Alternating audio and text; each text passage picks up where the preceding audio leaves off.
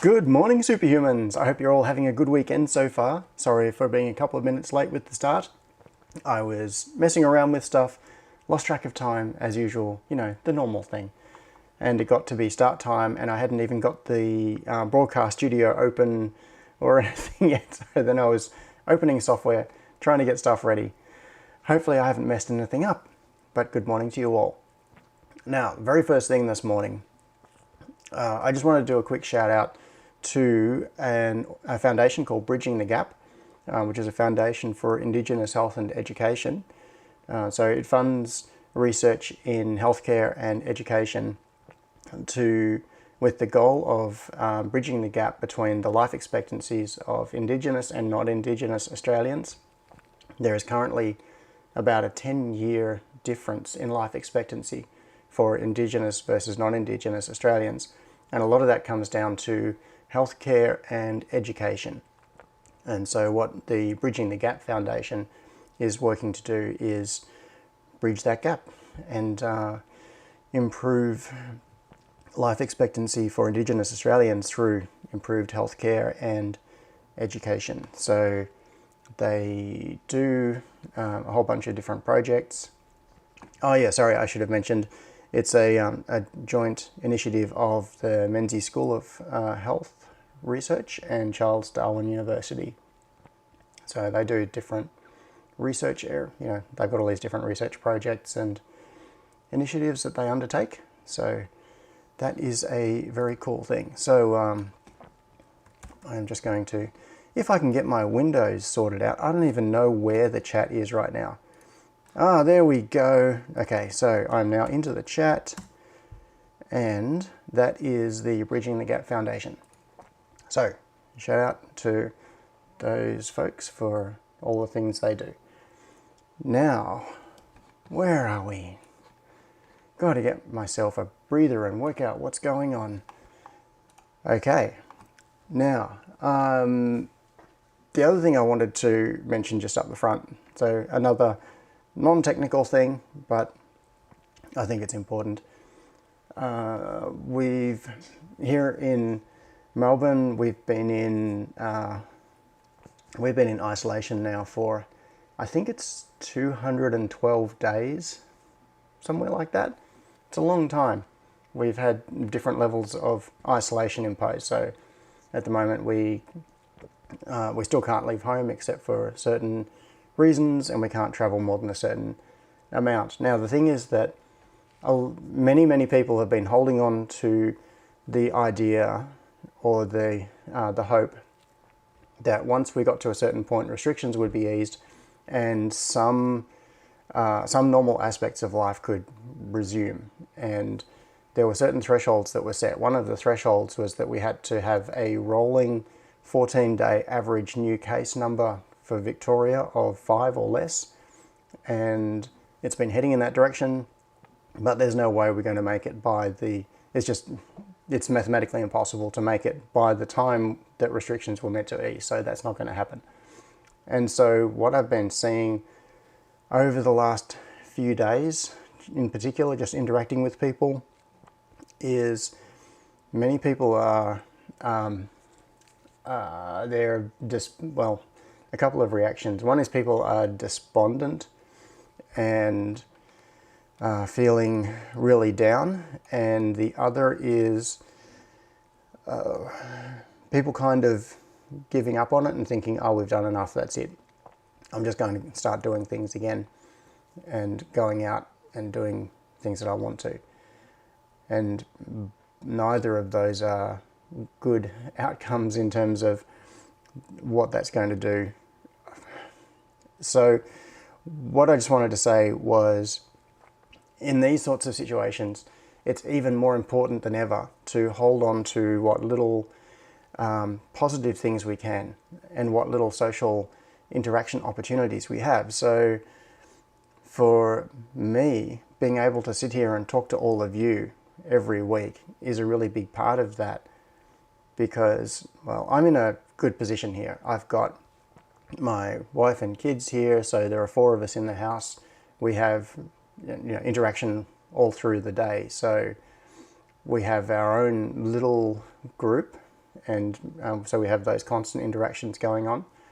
For many other people, that's not the case. They may be far more isolated than I am and finding it much harder than I am. But for me, I'm finding that being able to get into the chat and talk to you and interact with people is a really good positive thing. So hold on to those good things, hold on to the positive things, and take every opportunity you can to find new ways of interacting with people and keeping that interaction going. I mean, in the first part of the isolation, people were all enthusiastic about jumping on Zoom calls and catching up with family, and now it's like nobody can be bothered. Everybody's just retreated into their little isolation booths. So if you're having trouble with any of this, please talk to people. Okay, now that was far more than I expected to say about that issue, because the whole point of this little live stream every week is to provide some kind of social interaction and talk about fun, good, interesting things, not talk about the bad things. So, yes. Oh, Andy in the chat just said, I'm going to remove political statements this morning. Let's enjoy electronics, automation, hacking, etc. 100%. Thanks, Andy. And I need to get my other back channel set up. Yes. Awesome. Oh, okay. So Andy just pointed out that the date on today's YouTube session is incorrect. I will fix that later. Thanks, Andy. Now, there are a couple of things that I had in mind to talk about today. It's one of those situations where I think, oh yeah, I could talk about this and this. That'll take the first 10 minutes and then I don't know what to say. And those topics will probably take 2 hours. You know the way it is, the way these live streams go. You've been here before, you've heard this story before. All right, so a couple of things. One little thing, I don't know how interesting this is to other people, but it's kind of interesting to me. Yesterday, I wrote an email update that went out to my Patreon supporters and GitHub sponsors supporters, explaining part of, well, I suppose an interesting little thing in relation to electronics manufacturing and production yields. And it occurred to me that that's probably interesting for other people as well. So,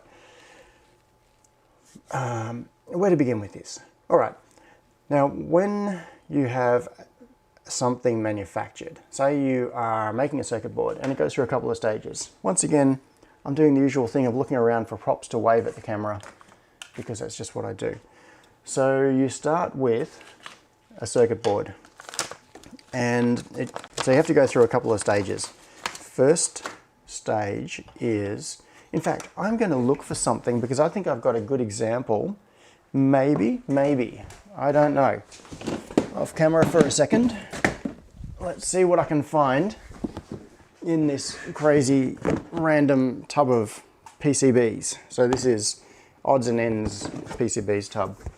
And hopefully in here there will be some little mini panels and things. Ah, what do you know? Right on top of the stack is a perfect example of what I'm talking about. How good is that? You'd almost think I planned this, but I didn't. All right. Now, when PCBs are manufactured and they need to go through a pick and place machine, they would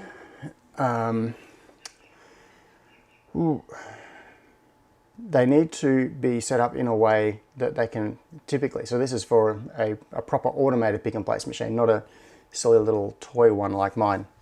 They need to be set up so they can run through on a conveyor belt. And that usually means going into things called panels. And so this is a PCB. This is one of the Ether Uno prototype PCBs that you've seen previously. In fact, let me chuck that down there, about there. Should be able to see it. And, oh look, you got a preview of something else I'm going to talk about soon. So this is the Ether Uno PCB. And this is what's called a fully milled PCB. And you can see that it was delivered to me exactly like this. Came in a little shrink wrapped package, and each PCB is separate, so there's nothing else attached to it, and the edge of it has been routed with a CNC router all the way around, so it's got a smooth edge and there's nothing else attached. To run through a pick and place machine, they are done in panels. Now this is an example of a very small panel, and these are, what is this? Oh, it's a level shifter. Okay, so if you want to connect, say, a 3.3 volt sensor to a 5 volt MCU or vice versa, you need to be able to link those two digital logic levels together in a way that's not going to cause problems. And this particular module is a level shifter. And you can see that there are 4 by 5, so 20 of the little PCBs. Each of the modules is one of these little things. And it's got these rails on the side. And you can also see there are little fiducial markers on the rails. And that is to allow accurate positioning within the pick and place machine. Focus. Come on, camera. Focus. That's it. And things like batch number is on the rail. So the pick and place machine has 2 little slots, and this slides along through the slots, gets to a certain point, stops, and then the pick and place machine puts the parts down in it. And then later this is broken apart, and each of the individual little PCBs is the final product. But there are a couple of stages of the process where you can have yield failures. And one is what we can see right here, which is the PCB layer stage. So the company that manufactures the bare PCBs is usually not the company that puts the parts on it. Those are 2 specialist jobs, and they are very distinct. So what will happen is that one factory will make these PCBs, and then they will get chucked in a box and taken down the street to another factory where they put the parts on them. And the thing is that you can see that because there are many PCBs on this little mini panel, sometimes you get a failure, and that's what that big black mark is. Someone has inspected this board and put an X through it. Now the way that inspection is done is, well, there are a couple of ways to do it. Typically it's done with a thing called a flying probe tester, which is a machine that has test probes that come in, and they're all computer controlled. So the software knows the coordinates of all of the exposed pads on the board, and by analyzing the Gerber files, it knows which pads should be connected to which pads. So what it does is it puts in probes and it checks continuity, and then detects whether there's short circuits where there shouldn't be, and then raises an alarm and says, this board has failed because there is a short circuit. And so you get a reject on the board. And sometimes what happens on a panel like this is, in this case, 19 of those boards are fine. They passed electrical testing. One of them failed. So then the question is, do you reject the whole panel, or do you move the panel on and then populate it, and in the pick and place machine exclude that particular PCB? So in this case you exclude that one from the batch. So the pick and place machine will be set up, and it knows that each panel represents 20 PCBs, and it needs to populate 19 of the 20 because that one has been marked as failed. So this is the first point of yield failure. When the company is manufacturing the PCBs, a certain number of them will fail those electrical tests, just as a result of etching errors or something. Now, let's see. I'm curious to know. I'd actually want to see if we can tell why this board failed testing. I haven't looked at this before. So let me see, where have we got? Microscope. Can we get some microscopage happening here? And maybe some brightness and some focus. I'll turn down the brightness because the camera doesn't need it that much. And let's zoom in and see what we can see. Now it might actually be a bit hard to see because we've got the we have got that ink across the front. But what I'm looking for here is an area where there is an etching fault, like, oh, actually, this could be it right here. And that's a little bit strange. Okay, see just here. Oh, and also you can see that these drills aren't really very well centered. But what I can feel just here, I'm wondering what that is. Oh no, I think that's just the solder mask that's offset. But you can see here, normally, like if we look at this pad here, you can see that there is a clear area all the way around it. Everything is pulled back. But from here, with this particular pad, there is some kind of an obstruction just here. And that may be where the problem happened. And maybe because the drill, so when this went through the drill machine, it looks like the coordinates hasn't been aligned as well as it could be. And so what's happened is that the drills are all slightly higher than they should be. You can see that they're not really centered in the pads. Like this one here, you can see that one is quite off-centered. And it might be that the problem is just here with this drill being slightly off-centered. So I'm just theorizing here. But the other thing is I'm looking for, let's zoom right in and I'll see if I can get you a good view of the marks from the flying probe test. To be able to see this, I've got to get it at just the right angle. Where's a good example? The thing is that I can see it, oh there's one. I can see it through the eyepieces quite clearly. I've got a much better view than you have through the camera. But look at this right, I'm looking through the wrong thing. Where is it? There. I'm trying to find the pointer. Where? Let's see. Pointer. Is that the right pad? Yes, that pad. Okay. See, there is a dark patch just there, right in the middle of that pad. That is a result of, and you can see over here, there's a little dot just there, just above my pointer. And if I get just there, you can see a little dot on this pad.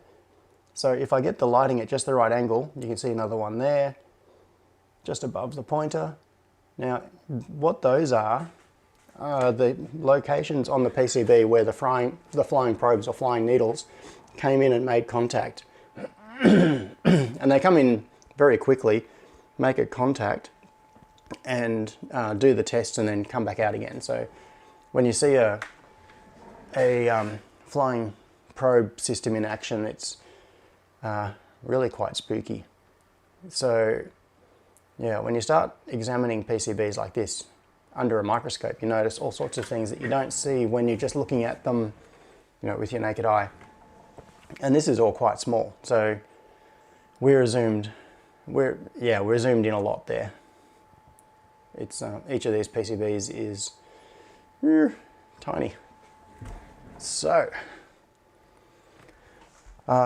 what happens then is, all right, back to my original point, which is yields. So, okay, I'll use some numbers from a production batch that I did just a couple of weeks ago, just to give you some examples, specific examples. I ordered a batch of 288 Ether 10s. And the reason I went for 288 is that with the particular retail packaging that I use, I get 6 into a little shipping box, and then the shipping boxes go into big, big cardboard boxes, and I get 4 layers of 6. So I end up with 144 Ether 10s in each of the big 50 centimeter by 50 centimeter by 50 centimeter shipping boxes. And so when I'm getting things like Ether 10s assembled, I typically do them in multiples of 72 or 144 or whatever, just because it makes the shipping really neat with no excess space. And so I ordered a batch of 288 Ether 10s, and then the first step is that the company that makes the bare PCBs needs to manufacture the boards. So if I want 288, they have to allow for the fact that in their production run, they have to deliver 288 good boards. So what they do is make some extras. So maybe they make, and also the other thing is that these PCBs are being made out of big panels. Like the actual PCB material is, you know, large, big sheets of material. And so what they'll do is figure out the optimal arrangement for the number of PCBs that can go onto the sheet.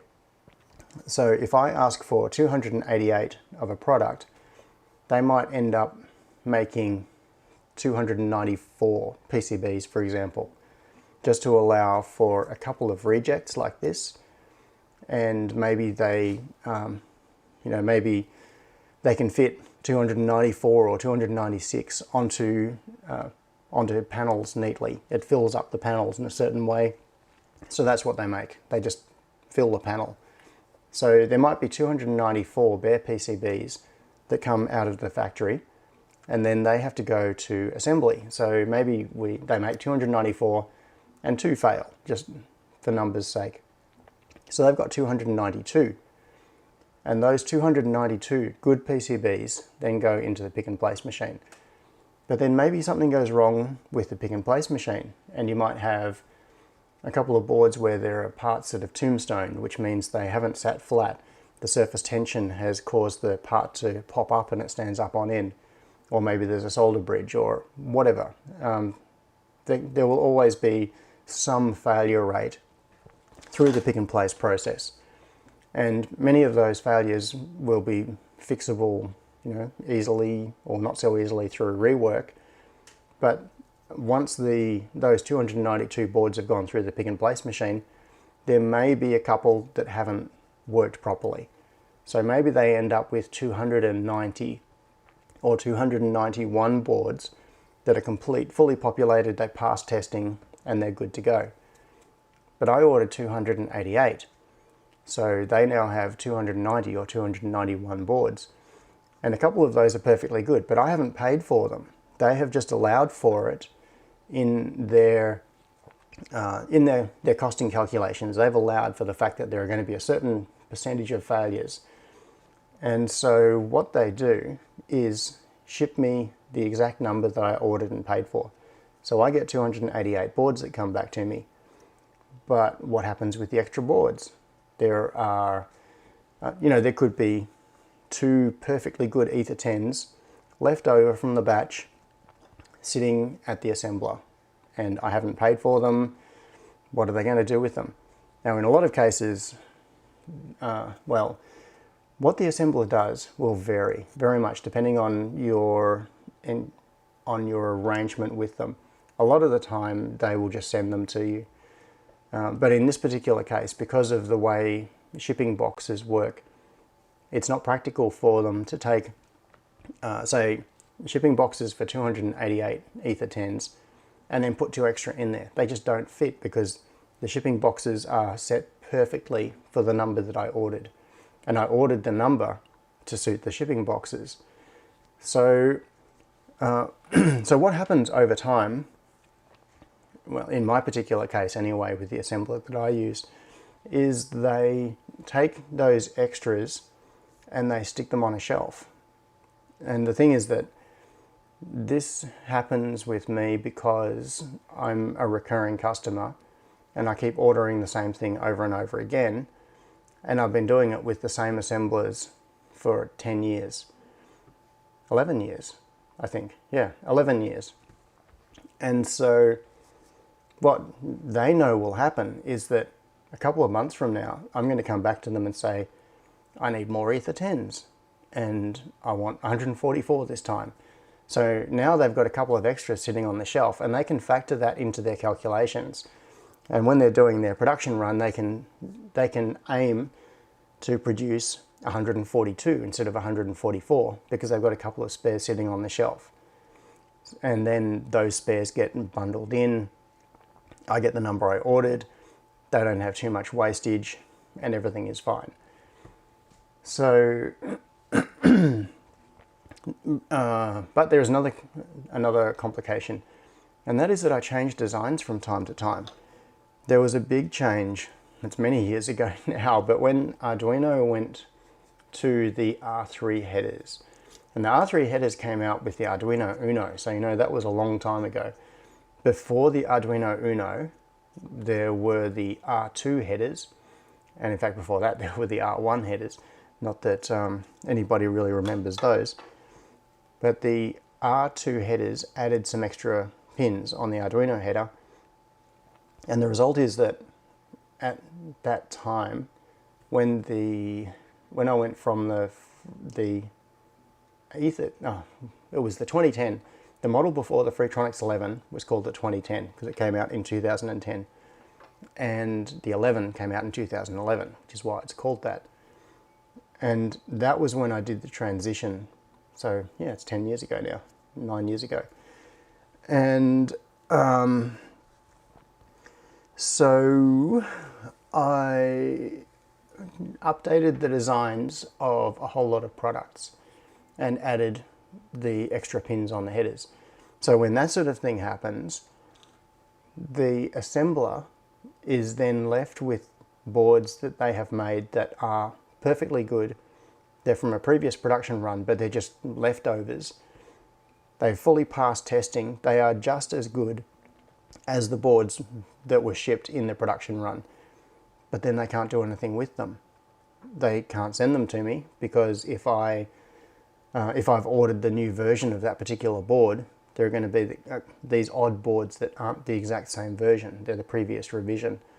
And it's not just the R3 headers that did that. That was a long time ago now. I revise board designs from time to time for different reasons. And so, anyway, where this long-winded story is going is that a few weeks ago I got in touch with my assembler because I had a feeling that they had probably accumulated a few bits and pieces over time, and I asked them to do a stock take. And also packaging changes is another thing. So updates to packaging happen from time to time. And I asked them to send me a list of every piece of material they have in relation to Freetronics or Superhouse, which included things like how many of the plastic inserts do they have for the packaging, how many of the cardboard boxes do they have, how many labels, how many bare PCBs, how many assembled PCBs, what versions. And I ended up getting back this big list, and it was all sorts of stuff. It was things like, we have 2,000 of the sticky labels that go onto the box for an 11, and we have, however many Ether 10s of the previous revision sitting on a shelf. And there are some of these things that they would want to keep because they need to be able to do testing. With the end-of-line testers, for example, so when the PCB comes off the production line, it needs to be fully tested, make sure that it's working. And it's really useful for them to have working boards there for reference. And often the working boards end up as part of the testers as well.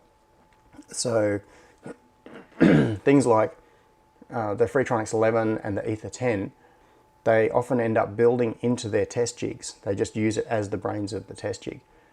So often they just want to have a few of those because they use them themselves. And James just said, I recently ordered 10 PCBs from JLC and got about 12 in the shipment. Yeah, exactly. That is exactly what happens. They make a couple of extras. They fill up the odd little space on the edge of the panel, or whatever, because what they have committed to you as the customer is they're going to send you 10. They don't want to make 10, have one of them fail because of some etching problem, like a bit of dirt got onto the board and then the etchant failed to get the copper off and then you got a short circuit or whatever. And then they've got to either tell you, sorry, we can't send you the 10 that you paid for, or they've got to add an extra board into another production run that they're doing with other people's boards, and it's all a big mess. So they go a little bit over to allow for this yield issue. And in the case of many board houses, because they don't have the situation where they can reuse them and send them to you later, if there are any extras that pass testing, they'll just shove them all in the same packet and send it to you. So you get extras. That's a pretty common thing. And so what I did with my assembler this time was once they sent me the report and said, these are all the items that I've got, I sent them some money and said, okay, please grab all of these odds and ends, put them in a big box and post them to me. And that's what they've done. So right now there is a big box sitting at a UPS facility. In fact, I saw it just yesterday. So it's been, because of the whole shipping problems going on at the moment, it stayed in Hong Kong for nearly a week. And then I just saw yesterday that it's gone to Korea. And then hopefully from Korea, it'll end up coming to Australia. It's going a bit of a roundabout trip. So I said, it's 5 in the morning here. What is going on? So are you up very early or are you up very late? Yeah, so what's going to happen is that probably in a week or so, whenever UPS manage to get the big box to me, I'm going to have a package which will have all sorts of random odds and ends. There will be like 2 of an old version of the terminal shield, or it's going to be those sorts of miscellaneous bits. And I couldn't stand the idea that a whole lot of this had been sitting in storage at the assembler, some of it for years and years. Some of these boards, perfectly good, have been sitting on the shelf for like 5 or 7 years at the assembler, and they were never going to use them. Eventually there'd be some clean out, they'd go in the bin. I didn't want that to happen.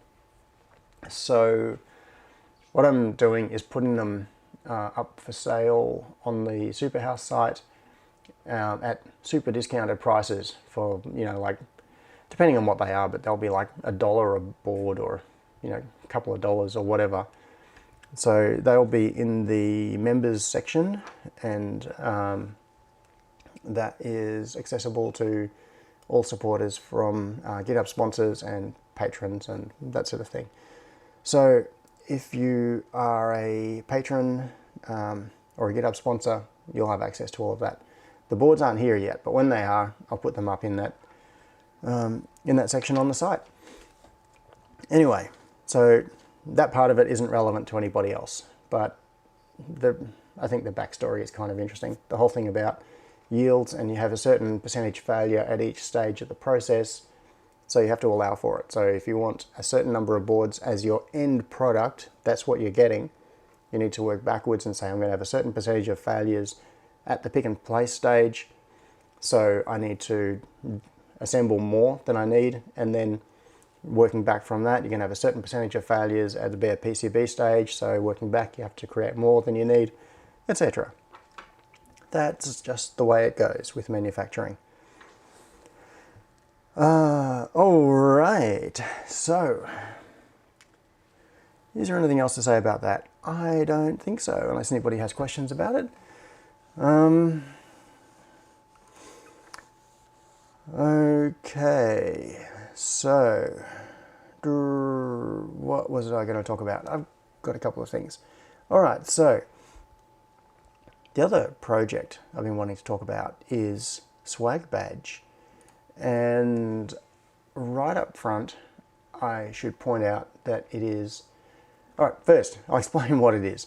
So, Swag Badge 2021 is an electronic conference badge for the linux.conf.au open source conference, which is going to be happening online in January, all around the world. It's everywhere at once. LinuxConf.au is an annual conference that takes place here in either Australia or New Zealand every year. It's convened by a different team each year. It's kind of like the Olympics. There is a governing body, as it were, which is Linux Australia, and then each year there is a team that pitches for the right to run the conference, and so it goes to a different city, run by a different team. There is some degree of continuity. It's not 100% new and different every time. There are traditions. There is the Linux Australia oversight. There is continuity in terms of some sponsorships and different things like that. But essentially it means that each year the conference takes on its own little flavour, and it means that there is not one group of volunteers that is being burnt out trying to run the conference every single year, which is really cool. And so obviously because of the current circumstances, we can't travel. LCA was going to be in Canberra in January, and the decision was made very early on, which I think was a wise thing to do, that LCA 2021 would be not cancelled, but postponed to 2022. The Canberra team was organised to run it for 2021, but even if restrictions have lifted, imagine that we have some crazy thing happen, like there's a vaccine that's released tomorrow and then everything is fine. The world is still going to be in chaos and recovering by January. And also in terms of lead times for speakers, it's not really fair to ask speakers in the middle of this year to be submitting proposals for talks and things like applying for time off from their jobs for a conference that may not even happen. Like the level of assurance was too low. So the decision was made to postpone Canberra 2021. I got my years mixed up here, and make it Canberra 2022. So as an interim conference, LCA 2021 is going to be taking place online. There will be live streamed presentations, and it's going to be a shortened program. So there's going to be 1 day of mini-conference and 2 days of the main conference. Now, something that a number of people have been talking about for a few years now is doing an electronic conference badge.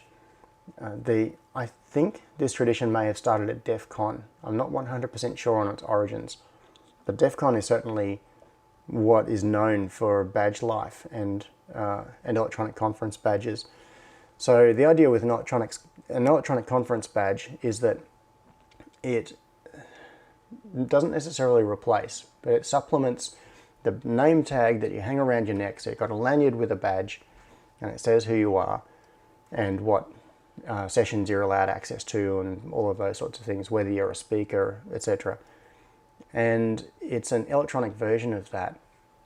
Typically what happens is that at conferences like DEF CON, there will be an official conference badge, and that's often produced in the case of DEF CON, I think they made 22,000 of them, 26,000. It was some really big number. And it's an artistically designed PCB that you hang on a lanyard around your neck, and it's got, typically they'll have a display, and they might have blinking LEDs and all sorts of stuff on it. So it's a way of taking electronics and using it for artistic expression. And it might be things like a PCB in the shape of a logo, or an animal or a symbol or something. And so electronic conference badges tend to be visually really cool, really interesting. And then around the conference badges has grown up this community of people who make add-ons to them. So the conference badge will typically have something like a microcontroller on it and a battery and whatever else the designer wants to put on it. Sometimes they have e-ink displays, sometimes they've got LED arrays, they could have all sorts of things.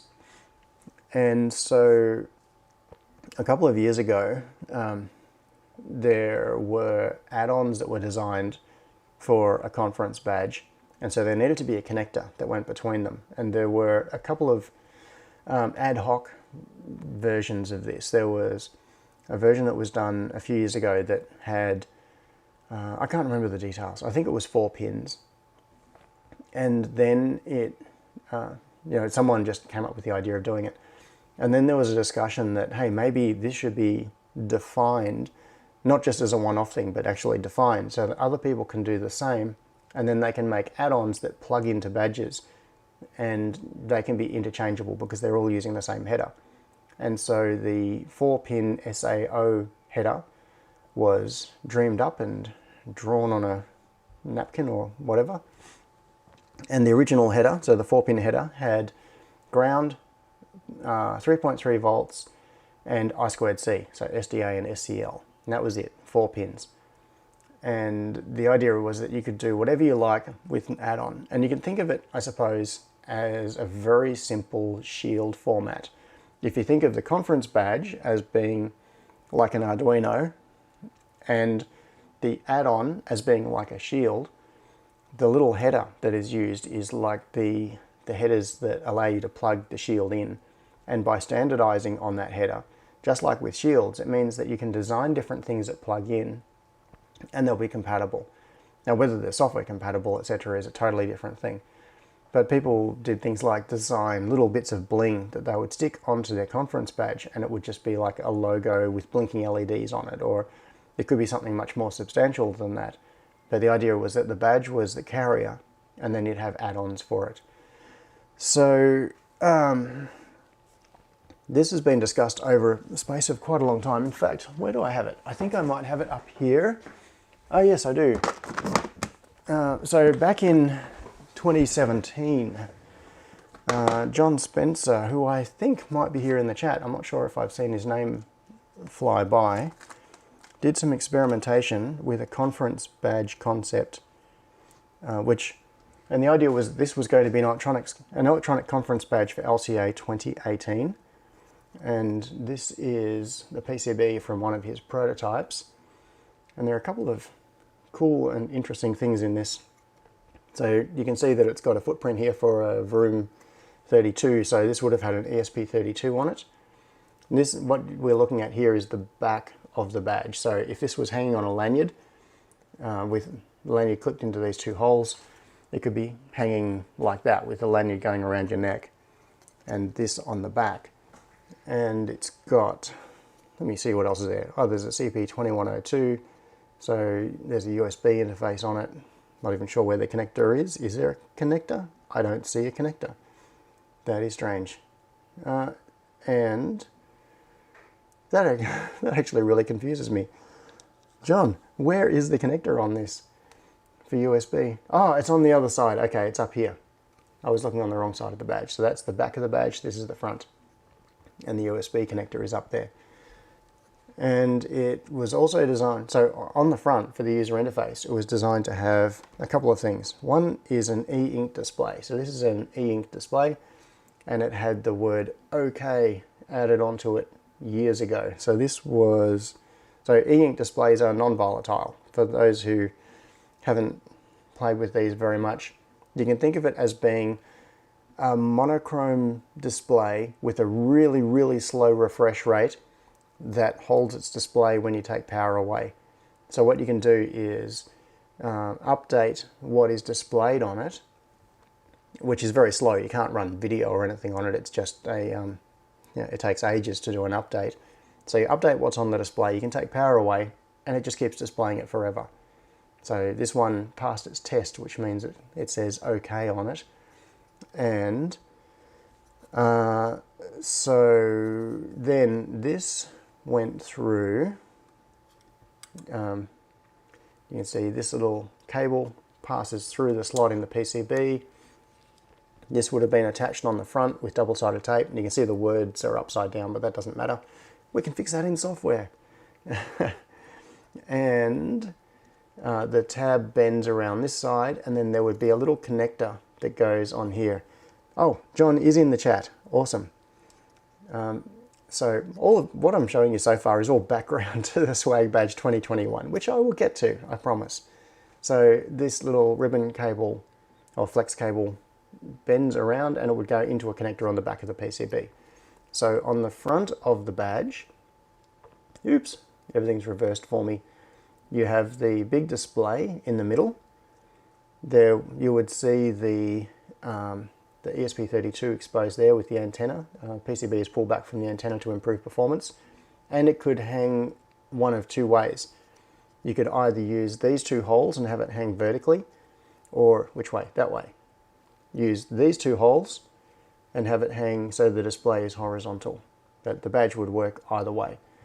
And I think the display is centered, so it's visually centered in either orientation, which is cool.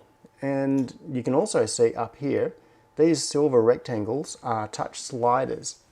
Now this is really clever.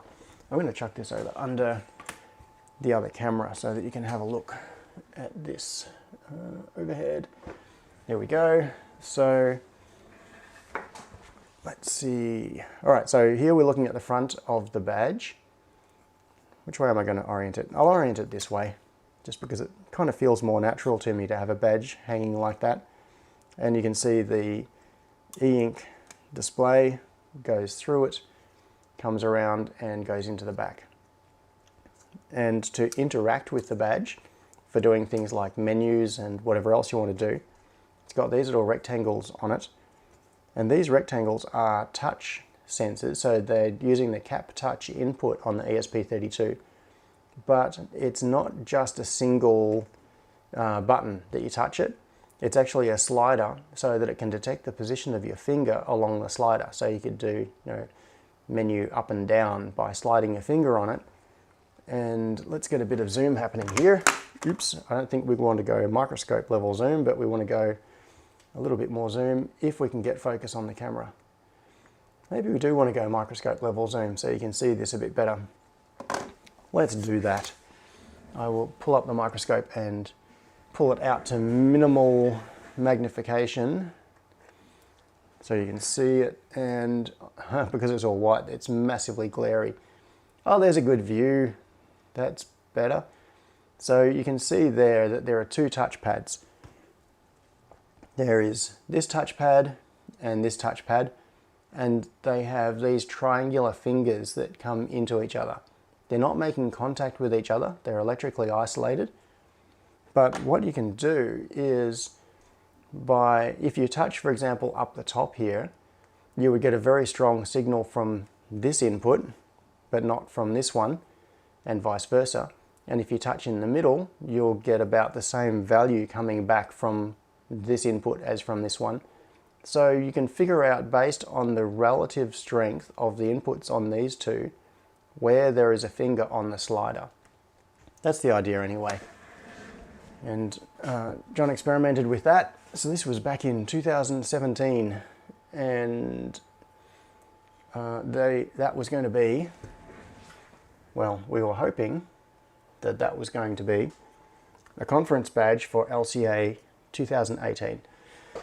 But the killer, the thing that stopped it all, is the e-ink displays. These things are really ridiculously expensive. And so it meant that the bill of materials for making one of these was just too much to do it at the sort of scale that would make it practical to include it in the budget for the conference and then give one to every single attendee. Because LCA is it's a community-run conference. It's not really a commercial conference. It does have sponsors, but the cost of attending compared to a typical IT conference, it's really cheap. And most of the reason that it can achieve that is that it's run by volunteers. The speakers are volunteers, so they're not paid. The staff that run it, the core organizing team have to put in a huge amount of work to organize it each year. And then there are volunteers that are doing things at the actual event. So there is a very big team every year of people who spend a week of their time to just come along to the conference as a volunteer and do things like act as room monitors and take care of all of the AV, and the list of things that needs to be done to run a big conference is huge. My point is, conferences are expensive to run, LCA is cheap, budget is small, we couldn't afford to do the badges. That's what it came down to. But a lot of the stuff that John did way back then, yeah, I really like it. This is very cool stuff that he did. And so when the conference was resurrected for LCA 2021 as an online event, the organizers of the conference asked if it would be feasible to do a conference badge. And so because John had already done all of this homework, Andy and John and I talked about it and we came up with some ideas. I think it was Andy's idea to use cheap OLEDs in place of the e-ink screen. And Andy's suggestion was get 2 of the really cheap little OLED modules, stick them side by side, and that gives you a screen area that is, I mean, it's certainly not as good as this in terms of screen area and clarity, and it takes power, whereas this is no power once the message is set. But it allows us to make a badge that will have some display on it. We can actually update it much faster because it's not e-ink, it's an OLED, or it's a pair of OLEDs. It means that we can make a badge where the bill of materials cost for the entire badge is probably less than the cost of just this display. So a plan was hatched, and the Open Hardware MiniConf team convened, and Mike just said, seems like e-ink panel around 2 inches can be purchased for around $1. Yeah, that's strange. I would really like to know where to get an e-ink display 2-inch for around $1. I believe it. The thing is, you see e-ink displays in so many places now.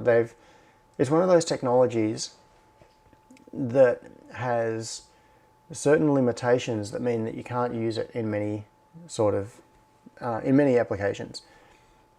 Mostly because the update rate is so low. So you can't use it for any sort of display where you're going to be interacting with the user interface for more than some really simple interaction, because it just takes so long to update the display. So if you're trying to do things like go through menus, you can do it, it just feels frustrating. You wouldn't want to do it for more than a minute while you're setting something up. And so the niches that they tend to be used in are places like the displays on shelves in supermarkets. So a lot of supermarkets now have e-ink displays all down the shelves. And you may not even realize it, because when you look at this, it's a little bit hard to tell on camera, but if you ignored this, you got rid of that metallic sort of looking border, what this looks like is a piece of paper, like white paper, that's been printed on a laser printer with a bit of plastic in front of it. You would not know that that is an electronic device. So a lot of supermarkets now, if you look at the displays on the front of the shelves, you might think that they are just a piece of paper that's been printed and stuck on there. And it could actually be an electronic display. And the advantage of that is that things like prices on shelves can be updated centrally. All I have to do is do on the computer, and the shelves update. So the little displays now show what the current price is. You can change the products and all of those sorts of things. And when you're doing that sort of thing at scale, well, scale is what brings the price down on everything, ultimately. If you have an application where you need to make 100 million of something, the price per unit is going to suddenly fall off a cliff. Now, there are certain things that you can't change, like costs of raw materials, etc. But still, economy of scale is a real thing. And so with so many retail stores over the last few years moving to e-ink displays on things like their shelves, it means that the price is falling. So I certainly believe that e-ink displays could be $1 a piece. Last time I looked at them, they weren't anywhere close to that. They were along, I can't remember the number. I mean, John probably remembers it. John, you can stick it in the chat if you're here. So let me grab something else.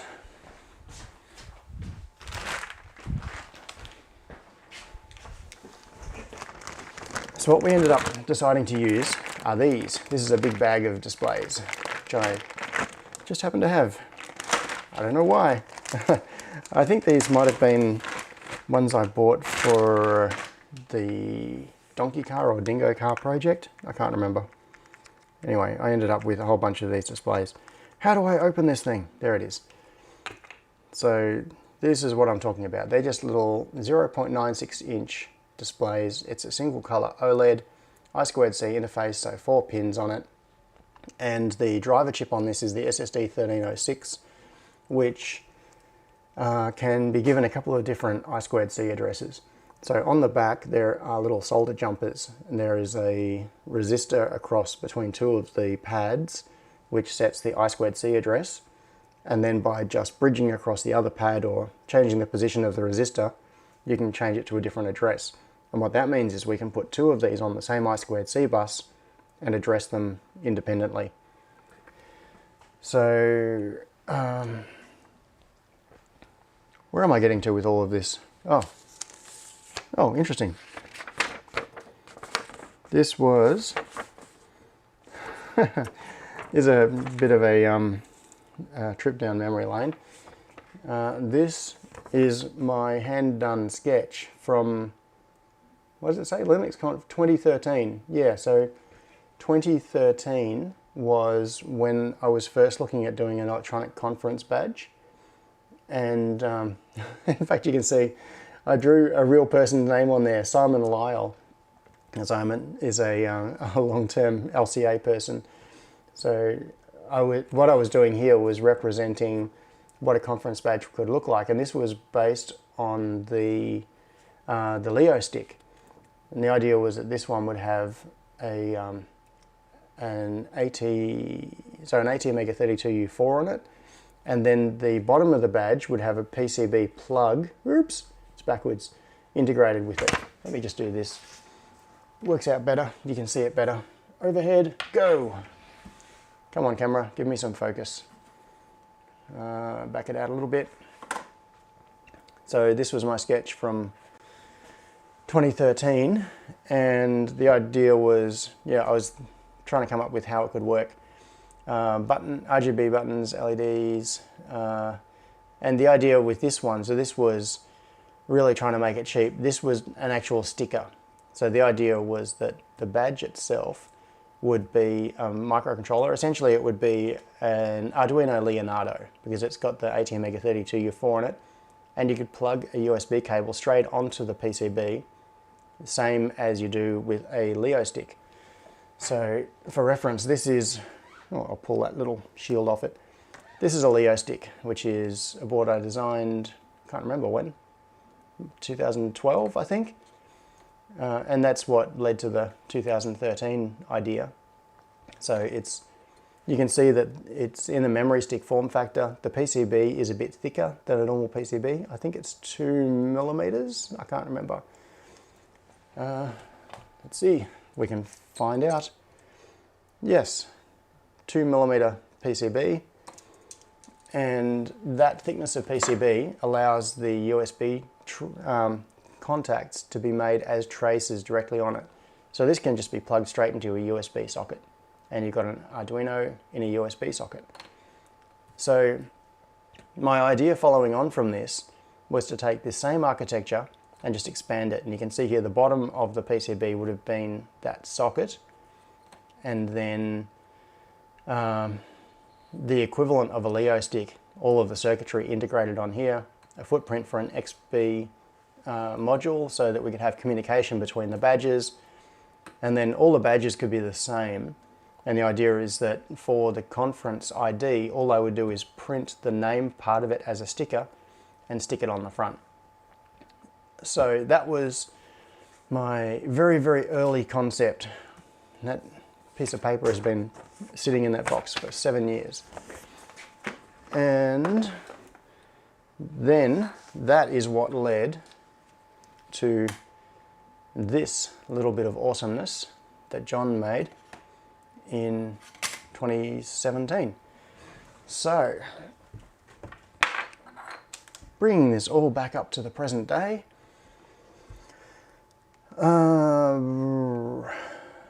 now, what am I doing here?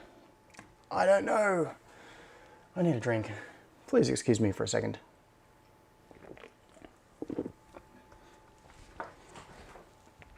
Okay, so where this gets us to is the idea of doing a badge for, I might show you that in just a moment, for 2021. And props, I'm looking for props. All right, so the design goals. We had limited time and limited budget. And one of the big issues here in terms of time is logistics, and the fact that the world's logistics infrastructure is it's in a shambles at the moment. It's a total mess. Shipping of anything is unpredictable. If this was going to be an in-person conference with everybody turning up to the venue, what would happen is all the badges would be made, they would be taken to the venue, people would turn up to the registration desk, they'd say their name, they'd be handed their badge, and there's no problem. The deadline for completion of the badges is the day of the event. Like, fundamentally, that's what it comes down to. But the thing is that LCA this year is going to be taking place in, I think, the third week of January, and we have to make sure that these badges are in the hands of the conference attendees before the conference starts. Well, that's what we're aiming for. But there are some problems. If you work backwards and you think, we need to have things delivered in the hands of people by middle of January, but right before that is Christmas, and Christmas is always really, really bad for shipping. There are several holiday periods where just nothing happens in that period around Christmas and New Year. There is the usual post office overload where everything just backs up and shipping times blow out. So even without COVID, in the best of times, there is, if you ship something probably a week or 2 weeks before Christmas, you would be pushing for someone to receive it by early January. And this year is not like other years. So working backwards, we're figuring that we really need to be shipping these for an event that is happening late in January. These badges need to be shipped by like start of December. Otherwise, we're just going to have some problems. And so our deadline is way closer than it would have otherwise been for an in-person event. So in terms of design goals, it meant that we had to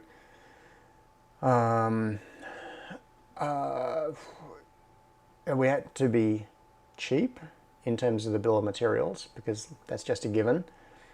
We had to make it quickly, which means we need to be able to turn around with minimal risk. We wanted minimal risk in the design. We couldn't afford to have a design where there are technical unknowns or potential problems. We want to have a fairly high level of assurance that we're going to get it right the first time. So when we produce the PCBs, those are the PCBs. We're not going to then go back and iterate through multiple prototype cycles. We also wanted, and this is an interesting one of the criteria is that the whole thing has to be postable as a letter. And in Australia, to send something as a letter, it has to be less than 20 millimeters thick and within certain dimensions and under a certain weight. So the result is that the whole thing has to be shippable in a way that it's not going to get damaged, so we need some kind of protection on it, and still be less than 20 millimeters thick. So we need to make the PCB reasonably flat. And that dictates to some extent where we put things. So if we put some large objects on the back of the PCB, some large objects on the front, that makes the overall thickness too much, and then we can't ship it as a letter. And the difference is that the cost of shipping something as a letter, I mean, if you allow for the cost of the little padded bag and other things, so letter shipping in Australia is $2.20 plus the bag and whatever other expenses. Say it costs you $3 to send it as a letter. To put it in a little box or to have it classified as a parcel the price jumps to, in the 10-ish dollars region. So it's a very big increment in cost to go from sending something as a letter to sending something as a parcel. So being able to pack it and send it as a letter is one of the design criteria. It's a bit of a strange one, but that's what happens sometimes. You have to work with the restrictions that you're given. So, okay. All right, so this is getting back to what I was going to mention earlier. Right at the start of this whole section, what I was going to say, but now it's at the appropriate time, is that all of this stuff that I'm showing you is not me working on it. I'm basically being a cheerleader at this point. So there is a whole team of people working on this. So Andy Gelmy, of course, who is busily working on the software for it and general management of the project. On the hardware that I'm about to show you, Andrew Nielsen and John Spencer, John is definitely in the chat, Andy is in the chat. If you see someone called Pancake Legend, that is Andrew Nielsen, maybe in the chat. They're working on the hardware, so they've done all of the schematic and the board layout in KiCad. And we've also got Nicola Nye, who is working on documentation around this and communication. So she's putting up things like blog posts and wiki content and all sorts of other things. And we've had a bunch of other people helping out as well. So we've had, for a few weeks now, we've had this little private Slack group where we've been talking about it and showing screenshots and going through the process of designing this thing. So we've also had input from Lachlan Marr, Bob Powers, Mark Wolf, Sarah Spencer, and Josh Patterson. And so there are a whole lot of people working on this. So that's my point. This is not me. I can't take credit for this. This is a bunch of very smart people who are doing cool things. So the result, let me find some pictures. I'll just show you where this is up to. I'm going to drop to my desktop view in a moment, but where is it? Okay, here we go. Desktop view. I've just got a whole bunch of screenshots and photos and things that I've saved. And where are we going? Desktop, here. Okay, these are in no particular order, so I will try to show them to you in a semi-sensible order. This is a screenshot out of some discussion around the mounting holes. Up the top, what we wanted to be able to do is have it so that it could either hang from a standard J-hook type lanyard. Now, if you look at conference lanyards, they usually come in a couple of different hook types. There's either the J-hook, which is the little hook with the closing thing on it, or there is a bulldog clip, which is like two flat things like an alligator, usually with a little hook on the end so that it can go through a slot in the badge. And we don't know what sort of lanyard is going to be used yet. So on the design, there are mounting holes up the top for J-hooks and for a bulldog clip in the middle, or you could put a J-hook through the middle and that would work just fine. And this one, oh no, this particular one was when we were discussing the positions of the simple add-on headers, which we'll get back to. But this is a really good one for showing the displays. And you can see the two OLED modules here. There are some breakouts on both sides, and you can see these little 6-way headers. So earlier I was talking about the SAO, which is the add-on. Now the original name for that was the shitty add-on. And it's because the whole idea was that it was a rough and ready consensus on let's make headers that do approximately this. But it's in the world of badges, it's all chaos. People don't conform to specific dimensions, they do all sorts of things. And so the spirit in which that was originally created was, let's just define it as like a shitty add-on standard. Now, for reasons of being family friendly and inclusive and all of those sorts of things, that has recently been renamed to the simple add-on standard. So SAO, from this time forth, I shall be calling the simple add-on, or the SAO. And the standard has also been extended. You can see this has got 6 6-way headers on it, and that is because it's got the ground and 3.3 volts that were there before, and it has got SDA and SCL, so I squared C. In this example, if you look at those 4 left headers, that is the original SAO standard, and then it's been expanded by adding another 2 on the end, and these 2 are just GPIOs. And the idea is that it's backward compatible, so if you've got an add-on that will plug into a 4-way header, it'll plug into the 6-way header and it will work just fine. But the extra pins give you some more opportunities. For example, if you want to run WS2812s or something like addressable RGB LEDs or some other thing, you might want GPIOs that you can connect through to your add-on without disabling the I2C bus. And so having those 2 GPIOs allows a whole lot more flexibility than just the 4-pin header that used to be there. And the other thing is that it helps with orientation, because with a 4-way square header, there are 4 different ways you can plug it in. It's not clear which way it's meant to be. With a 6-way header, there are only 2 ways you can plug it in. You can still get it wrong, but you've halved the probability that someone is going to plug something in the wrong way. So, and it also helps with mechanical stability. So what we've done is put the 6-way SAO headers on here, and we put a few of them on. You can see there are 2 up the top, and then there are some on the sides as well. So the base badge someone could wear, and then they could have up to 4 SAO add-ons plugged into it. And there was some discussion about the angle of the headers. I might get back to that. Now, this is something that Andrew has been working on. Hopefully he doesn't mind me showing this, but this is just a concept that he's working on for an SAO. So the idea is this is a PCB that looks like a butterfly, and it might have LEDs or something on it, I'm not sure, so it'll be illuminated. And you can see the header down here in the bottom, so that this could be plugged in on a badge as an add-on. And this is like an aesthetic add-on. But there are all sorts of different add-ons that you can do. This is another view of it. And you can see here down the bottom is a Lowland 32 light. Now this comes down to part of our design criteria, which were we didn't want to have to be pick and placing these boards. The idea is that we want the main badge to just be a carrier, and to reduce the risk of yield issues and, most importantly, time and effort in assembling it.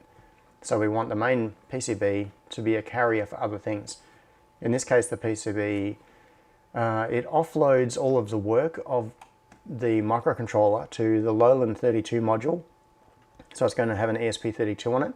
Now, one of the nice things about a Lowland module is that it's got a built-in LiPo management system. So it's got a JST connector on it. You can plug in a 1S LiPo and it will power the board using its onboard regulator.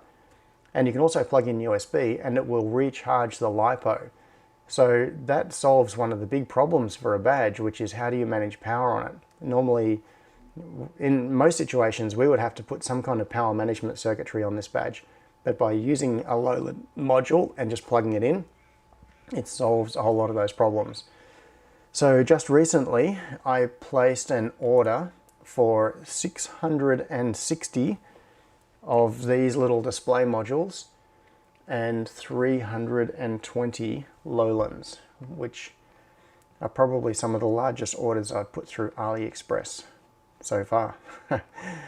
Those are going to be some big boxes. So what else can we look at here? I'll show you all of these, I think, but not necessarily in order. Well, here are some better views of it. This is a view of the back of the badge, I think. And this was while experimenting with things like putting the Linux Australia logo on here. And here you can see a view of the front of the badge. So this is a 3D render. You can see it's got a bit of perspective on the view here. You can see the inside edge of the holes looking on here. So this is a 3D view of the KiCad project. And here there are some buttons you can see behind the OLEDs. Now this I'm going to show you in just a moment. We will get back to that, I promise. you might think, why are there buttons on the PCB behind the displays? The displays cover this area. So you can see the SAO add-ons on the side and the top, and you can see the touch sliders here. So these touch slider areas are based on the work that John did a couple of years ago for this badge. So with the touch sliders that I was just showing you earlier. And the idea is that this new badge is going to have 2 touch sliders, and you could either use the, actually I might have a version of this that shows the artwork a bit better. But the idea is that the silkscreen would probably cover this, I think. I'm not sure. And so you can either touch the top area. Hang on, I'm pointing at the wrong screen. You can either touch the top area here as a button, or the bottom area as a button, or you can slide through the middle area as a slide sensor, and it's got 2 of those. So those could be used for interacting with menus on the displays. For example, you could slide up or down to move through menu items, you could tap to do selections. And so more, okay, this is a another view. There's some really cool stuff being done at the moment with ideas for graphics to go on this. So part of this is the visual design, and Bob Powers came up with the idea of putting an actual swagman on the badge because it's the swag badge. And then so he took the image of a swagman and turned it into an outline, and then Andrew has been experimenting with different ways of representing that on the badge. So in this case, we've got a swagman on the swag badge, and the swagman is wearing a swag badge. Don't know if you can see it on screen there, but right there, the little dude has a badge around his neck. And so we don't know yet whether this is actually going to be on the badge. This is all experimenting with ideas at the moment, but it looks pretty cool to me. So this is the back of the badge that you can see here. And this is just another view. Now, one of the interesting things about doing conference badges is to make them visually interesting, you have to work within the limitations of things like silkscreen color and solder mask color, and try to get different surface finishes. Now imagine if you were a painter and you were only allowed to have 2 colors. I mean, you can do amazing things with 2 colors, but it does limit you. It forces you to make certain decisions about how you represent things. And trying to do visually interesting artwork on a PCB, you end up with those same sorts of limitations. So they're actually, by using a clever combination of different surface finishes, you can do different, you can represent different things. So you can see, for example, these purple sections, that is actually going to be exposed copper, although probably, I'm not sure what the final finish on this is going to be. It's probably going to be ENIG, which is electroless nickel immersion gold. So those purple areas would be gold, and that is where the metal surface of the PCB is exposed with no solder mask and no silkscreen. And then by doing combinations of either pulling back the copper or pulling back the solder mask or the silkscreen, and doing different combinations of those things, you can get different finishes. So you can get really interesting effects. And in the original Linux Australia logo, those areas that are shown here as purple, I think are yellow from memory. It's a little while since I've looked at the original logo, or paid attention to it anyway. So by representing those using gold on the circuit board is quite close to the original Linux Australia logo. And then if we do, for example, a white solder mask and then another color, maybe blue or black, I'm not sure, as the silkscreen on top of it, and being able to use gold by exposing the metal underneath, we can do visually interesting things. Now, one of the limitations that causes, look at this bit right here. See these tracks that are running up? They go from the lowland here, and this group of tracks runs up the PCB and it goes up to this breakout. Now, when John was doing the routing on the PCB, he carefully ran these tracks right up the middle through the logo and avoided these areas where copper would need to be exposed. Because if the track ran through one of these areas here, like say it went through this section, it would cause a couple of problems. One is that the signal would be exposed with no solder mask across it. At the moment, this is just going to be exposing ground where these areas are, but the signal itself would be exposed. But also it would ruin it visually, because in between the tracks, you have this area where there's no copper. So what you'd end up with is an area where we want a nice round circle just of gold, and it would end up with lines through it because the tracks would go through, it would be visible. So what John has done is placed the logo. Oh, was it John or Andrew? I'm not sure who did the routing on this. Those two have been tag teaming on this and doing an amazing job. So they've been doing a little bit and then passing it off, and the other one's been doing a bit, and then they've been tripping over each other and merging changes. It's all been very frantic, but getting there in the end. So between the two of them, they have got this logo on there with the exposed gold areas, and then they've got tracks that run up through it. And you can see on the back of the PCB here, there are these touch sensor areas as well. So by grabbing the edge of the PCB, grabbing the edge of the badge, it might be possible to do some touch input. Now, what else? Okay, let's come back. Oh, okay, no, I will get on to the DAG badge in just a moment. But first, here are a couple of representations. So these are little add-ons.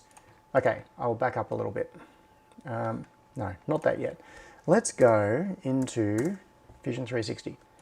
So, okay, what we're doing here is putting electronic conference badges into the hands of a whole bunch of software hackers. So the people who attend LinuxConf AU are typically software people, and there is also a very strong hardware contingent there. There are certainly people there that are experts in electronics, but the focus of the conference is mainly software. And what we want to be able to do is give people an easy avenue to be able to express themselves and customize their badges and build their own add-ons for it. And we've identified a number of different levels of, I suppose, skill and engagement, ranging from people that won't be interested in this up to people that are experts in PCB design. They can design their own add-ons, they can have it fabricated, they can put parts on them, and they can take care of themselves. So, and in the middle are people who who might want to add some parts, like they might want to add some LEDs or whatever they want to do, but they don't have the knowledge to be able to design their own custom PCB, or they just they can't be bothered. It's too much effort for this particular thing. This is a bit of a frivolous thing. So what we're wanting to do is make it easy for those people to be able to just make connections into it and add their own things. So there are a couple of little things I've just been experimenting with. One is the simple add-on proto. Now this looks like a bit of a mess at the moment, and it still is. But as you can see, this is conceptually, it's like a prototyping shield for a simple add-on. So if you've got a conference badge and you want to add something to it, you don't want to fabricate a custom PCB, you just want to add some parts, like maybe some LEDs, and connect them to I2C or even just power. Then you could use one of these PCBs, add your parts to it, plug it into your badge, and you're good to go. Or maybe you want to just do something like add visual or mechanical bling. The simple thing would be, imagine that butterfly I was showing you earlier. Say you wanted to add a symbol or some kind of representation on your badge. What you could do is print it on a printer, like just on a piece of paper, glue it onto a piece of cardboard, cut it out with a pair of scissors, and glue it onto something like this prototyping board, and not even use it electrically. It could just be a mechanical way of attaching something onto the badge and having it stay there. So like a little PCB like this costs 20 cents to manufacture. It's not much. You can certainly use it as a throwaway mechanical item.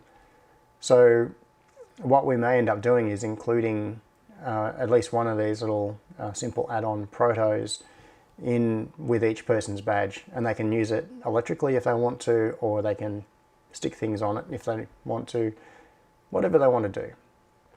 Oh yeah, and because the PCB itself looks symmetrical, I've I put pins this side just so people don't put the header on the wrong side.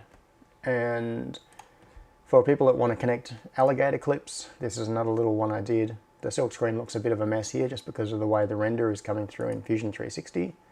But these are oversized holes. So if you had something like you wanted to make a touch sensitive interface and you wanted to use alligator clips, you could plug this into an SAO header, put alligator clips over the edge of the hole, between the hole and the edge of the PCB, and then can join whatever you want into it. So this gives you a simple way to connect flying leads into the badge. And the render on this one is messed up at the moment because I've got the screw terminals 180 degrees out of position. But this is a terminal badge. I mean a terminal SAO. So you plug this into the SAO header, and the idea is that you would have the screw terminals along here to connect power, ground, I2C, and you've got a couple of I/O lines as well. So if you wanted to connect into your badge with no soldering at all, you could do it either using screw terminals, or you could do it using alligator clips coming through this little add-on. So what we're thinking about is how to make this really easy for people to become engaged with it and make their own, because what we want to see is people taking this badge and playing with it from a software point of view. And there is some really cool stuff in relation to that. I'm not sure if I'll end up talking about that today. That might be for a future time. But also from a hardware point of view. So it's essentially it's a little dev board with displays and I/O on it. So you could use it as a board to experiment with and try connecting sensors or whatever you want to do and building add-ons to it. So we want to see people doing crazy things with this. All right, so where was I? Back to preview. What have I shown you? Okay, so now this is getting on to the thing that has actually turned out better than I expected, and it's kind of cool. This is an idea that I stole from the FreeDeck project. And so FreeDeck is a project to make a little control panel for doing things like live streaming. And how do I explain this? Well, if you just search for FreeDeck, you'll find it. Basically, it's an open source version of an Elgato Stream Deck, which is buttons that are displays, and the display changes to show what the button will do. And you press the display, and that is your user interface. So the way the FreeDeck works is that it takes displays like these little 0.96 inch OLEDs, mounts them over buttons, and then you push the display and it bends enough to activate the button behind it.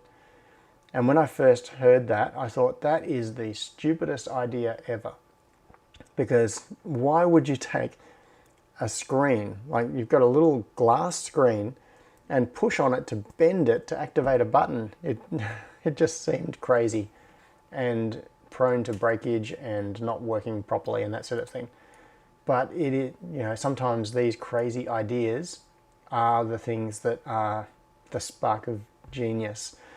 And it works really surprisingly well. So, let me see what I can show you. Okay, DAG badge. I will get onto that. What will I show you? Yes, okay, let's switch to overhead and I'll show you a prototype. So this is one of the, to figure out how this is all going to work, we've been building our own little functional prototypes. So I just used an old prototyping shield and I put a couple of OLEDs on there.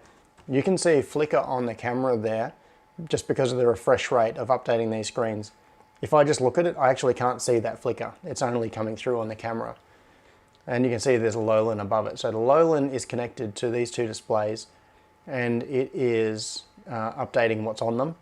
They're being addressed as separate displays because they've been given their own I2C addresses, and they can display different things. At the moment, I've just got them both displaying the same thing.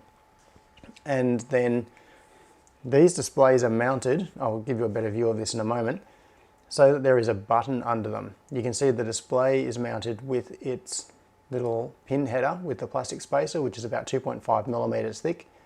And then down here, let me get the angle right, there is a surface mount button mounted on the proto board, and the display is just resting on top of it. Now I'm going to show you, let's see if I can get this over the white background so I can get a good view, and maybe even get some focus would be wonderful.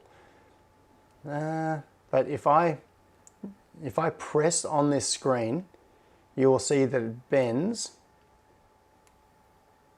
Maybe you can't, the actual movement is so small, but as I'm pressing this, it is making the button click.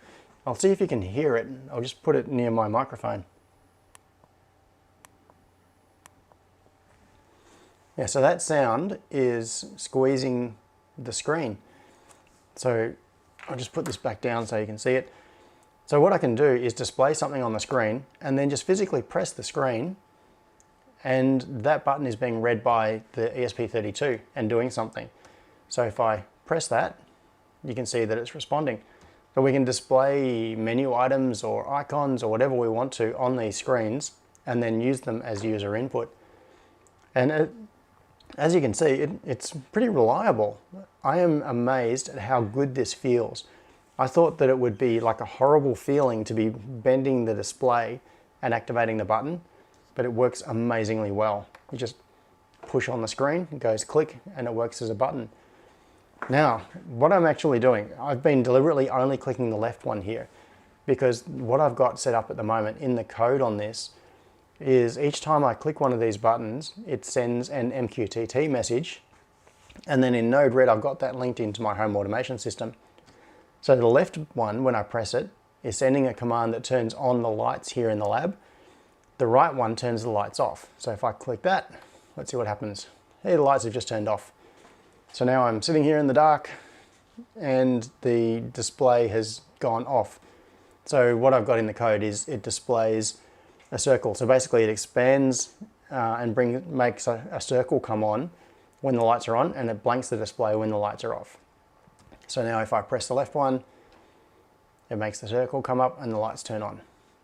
So in this particular case, this conference badge prototype is being a controller into my home automation system, which is kind of cool. So yeah, it could be used for whatever you feel like. Let's just turn the lights on. No, let's leave the lights off for now. It's kind of atmospheric and cool. All right, so as part of the process of prototyping these, several of us have made our own little mock-ups, and they all look quite different. So if we go back to desktop view here, so you've just seen mine. It's the proto board with the two displays on it and the Lowland 32. This one here is the same thing on a breadboard. This is John Spencer's prototype, and it's much neater than mine, although it still needs jumper wires in it. So a couple of displays and the Lowland 32, and this is Andy's prototype. So he's done this on Vero board, and you can see it's got the two displays that are running something with the Lowland 32. But part of the point of us doing these, there are two reasons. The first reason is that we wanted to be able to verify the design ourselves. So it's a design validation thing. And by taking the major components like the displays and the Lowland and sticking them onto into breadboards or onto Vero board or whatever, we can make something that electrically functions, and then we can do software development. So it gives us the platform we need for software development.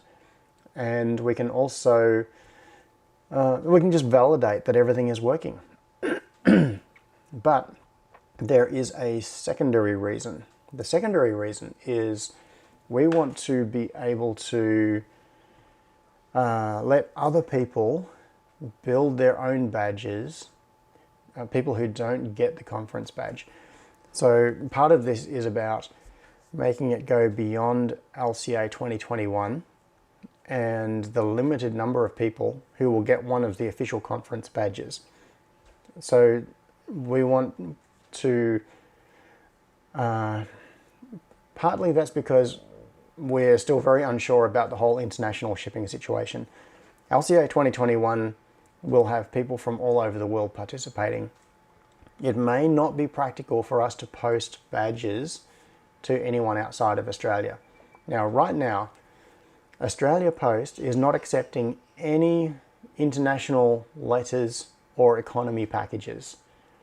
You can send things overseas, but it has to be at a package level which is called standard or above, like standard or premium or express or one of those services, which means that the cheapest that it is possible to currently send a small object overseas from Australia is about $21.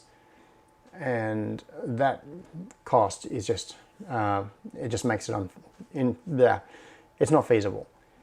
So if Australia Post brings back economy shipping or letter class shipping, then it may be feasible for us to send some of these overseas, but I don't think that's likely. The world's postal service has been in so much chaos for so long that I don't see it suddenly magically becoming all good and fast and streamlined again within the next few weeks. It's not going to happen. It'll be a while before we get back to any sort of normality in our postal service. So that means that for people from overseas, we're not going to be able to send these to them. And we wanted them to be able to participate anyway. So the whole idea of the DAG badge initiative is to have like a reference guide, a reference design and a guide that will allow people to build their own conference badges using parts that they can obtain themselves. So that will include the display, and once again this comes back to our original design decisions. We were thinking about the situation of someone elsewhere in the world and they want to follow along what we're doing, build their own badge, run our software on it, and do all the fun things that we're working on, but we can't ship them a badge. We want them to be able to easily source some display modules, a microcontroller module, a couple of buttons, just fairly easy things, and recreate it themselves. Now, one of the issues is going to be recreating those touch sliders. That is going to be a different, that's a problem that we don't really have a clear answer for yet. It may be possible to do that using something like aluminium foil and then cutting it into shapes and sticking it onto a piece of cardboard, making some contacts on it. There are a few hurdles like that we want to overcome. But the general idea is that it should be possible for people to do something like this. Grab a few modules, plug them together with some jumper wires, and then load our software onto it and participate in the whole thing. So something I haven't even got into is the software side. And that is a whole big subject in itself, which I'm not going to get into in great detail now. But part of the goal of this is to help overcome the barrier. And this really comes back to what I was talking about right at the start of the live stream with the social isolation. Conferences are a forum where many of us get our face-to-face time, our social interaction with other people working within the tech industry. For me, for example, because I work from home, I very rarely see other people face-to-face who have similar interests and work on these sorts of things. Most of my interaction is things like this live stream, or chatting in web forums or on Discord, or text sort of interactions. And so going along to conferences is one of those times where you can go to a place where there are hundreds of people with similar interests, and you can talk to them about their projects and explain your own projects to them. And that sort of interaction is really important and useful. And I think that is partly why this badge project is going to be so important for LCA 2021, because it's an online event.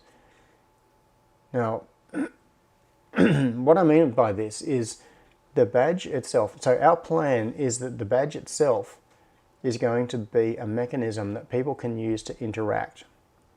What we're trying to come up with are ideas for things like having badges display information about how many other badges are online at that particular time, and being able to send messages or share data between them, or interact, or have them display something like information about the session that you're watching at the time. So it becomes part of the platform that is used for real-time social interaction. Now, obviously the badge itself is very limited. We've got those two small displays, we've got very limited user interface. We don't have audio on it, so we can't stream audio through it or have microphone input or anything like that. We can't use it like a Star Trek communicator and double tap it and now I can talk to someone else that is watching the same conference stream as me. Things like that are cool, but still there are lots of things that we can do. So our goal is to make the conference badge a part of the whole experience of being at the event, even when we're all at home and we're doing this online. We're watching live streams of presentations, we're interacting with other people at the conference online instead of standing there face to face in the hallway track and eating the snacks and talking about things, which is, for me, that is probably the thing that I will miss the most about face-to-face conferences. So for me personally, I'm an introvert.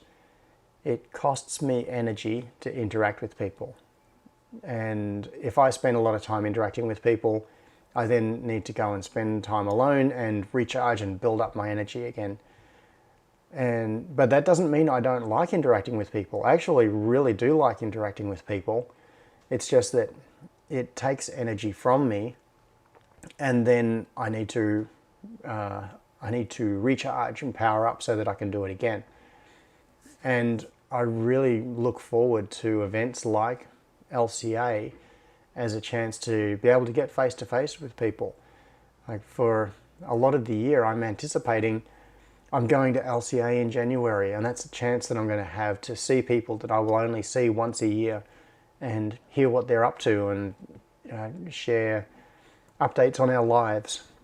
It's an important thing for me. And and so I see this badge as being hopefully part of a mechanism that we can use to bring that sort of experience into people's homes and into the we can make it part of the experience of being at the conference.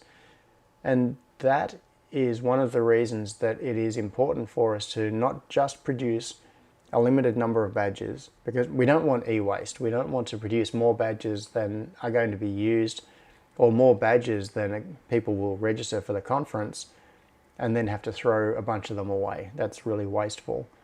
So my understanding of the way this is going to be done is that as part of the registration for LCA 2021, there will be a checkbox which is, do you want to receive an electronic conference badge?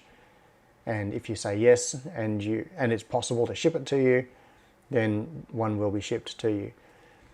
Some people won't want it for many different reasons, and there will be a limited number. So not everybody that wants them will be able to get them.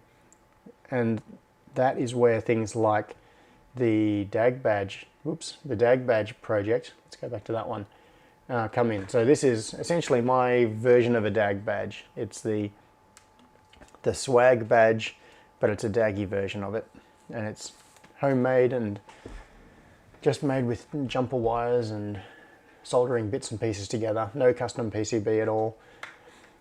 And so one of the big things that we're going to be focusing on while the main conference badges are in production is going to be documentation for people to build their own badges like this. Now, one of the, Andy just pinged me with a thing to mention, which is that something that we're intending to do is set up an app store kind of arrangement, so that as people are creating things on their badges, maybe they do something like create an animation or something cool that will run on the badge. We want to provide a mechanism where that can be contributed back and made available to other conference attendees. A little bit like an app store sort of concept. You could see, oh, someone's uploaded an app that will do this, so click here and install it on my badge, and now my badge does that cool thing. Now, obviously there are security issues in relation to that, because what we have is a Wi-Fi enabled device that is in people's homes and connected to their Wi-Fi.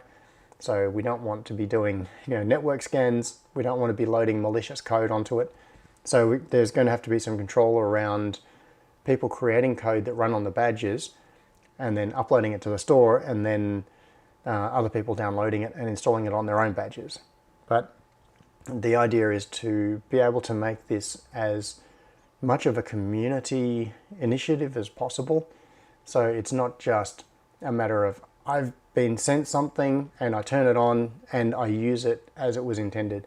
It's more a matter of this is a starting point. It's a development kit that people can use to do whatever they want to do, like link it into their home automation system like I have. So I could do silly things like upload an app that would allow anyone at the conference to be able to control parts of my home automation system. I don't know, weird things like that. Make it fun. And we could also do things like display QR codes. So we could maybe have a system where you can ping another attendee, say someone that you catch up with at the conference every year and you want to be able to interact with them through the badge. I've actually already tested this. We can display QR codes on the OLEDs that can then be scanned with a phone and come up with a URL. That's functional as well. So anyway, lots of ideas, almost none of it implemented, but it sounds like it would be fun. Okay, so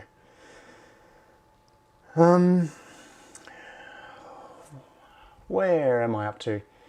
Oh, it's heading towards 2 hours.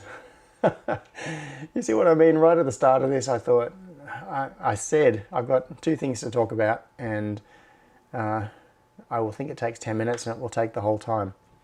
So, I can see that Andy is dropping in URLs here. So the openhardwareconf.org wiki has some information about this badge up on it already. Now, what else to talk about?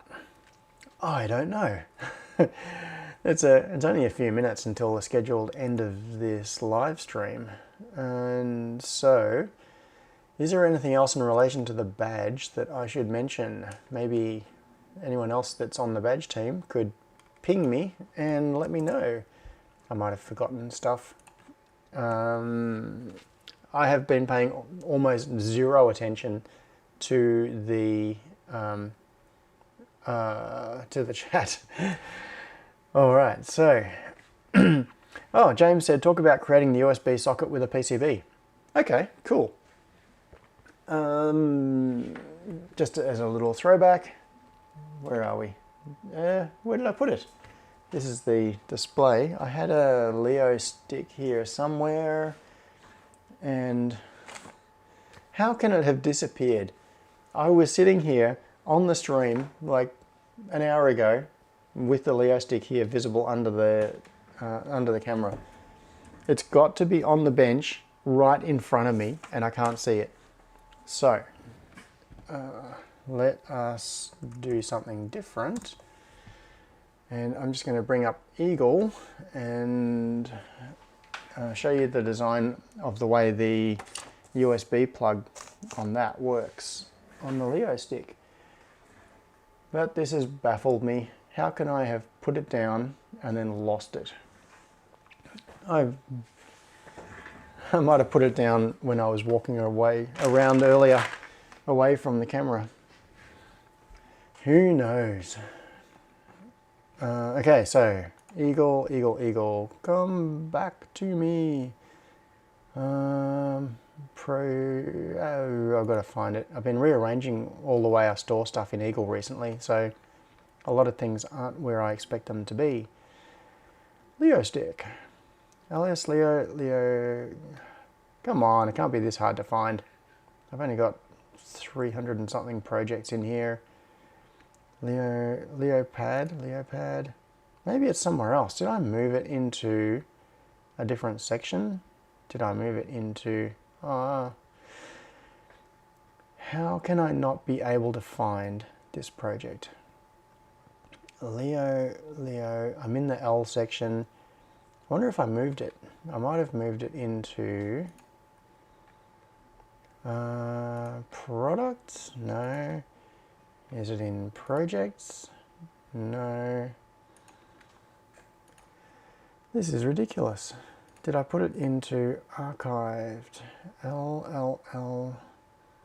This is the most riveting live stream ever. It's just me saying random stuff while I am scrolling through a list which is supposedly alphabetical, and I still can't find the project that I'm looking for. I've got the Leopad, that is there. Oh, total fail. I wonder if I moved it into the archive because it's an old project. That would not make a lot of sense. No, it's not there. I actually don't know where that project is. Totally bizarre. I wonder if I've got it in Fusion 360. I'm going to have a quick look. Fusion 360. It might be in my Freetronics project, so I might be able to just show it as a 3D version. No, I don't. Maybe in miscellaneous? No. This is the strangest thing. I don't know where this is. No, it's not in there either. I thought I might have had a 3D model of it. Very weird. Alright, this has got me stumped. Leo stick. What does Spotlight think of a search for Leo stick? Leo stick there. That is... I actually don't know where the project is. Leo stick. No, I've got all of the firmware for it. I've got the bootloader for it. I've got the production files for it.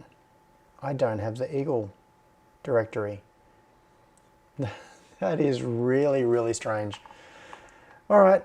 Yes, James, you have stumped me. I'm going to have to get back to that. All right, so Todd asked, have you ever made an ESP32 with an Ethernet jack? Ones I look for are gone from the internet. Magic Blue Smoke said Lolan32 has a PoE Ethernet board on AliExpress. Now, the one that I always come back to when I get this question is the WESP32. And I think I might even have some WESP32s over here, perhaps. The WESP32 is, oh no, they might be in the other room in storage somewhere. WESP32 is an ESP32 board with Ethernet on it and PoE.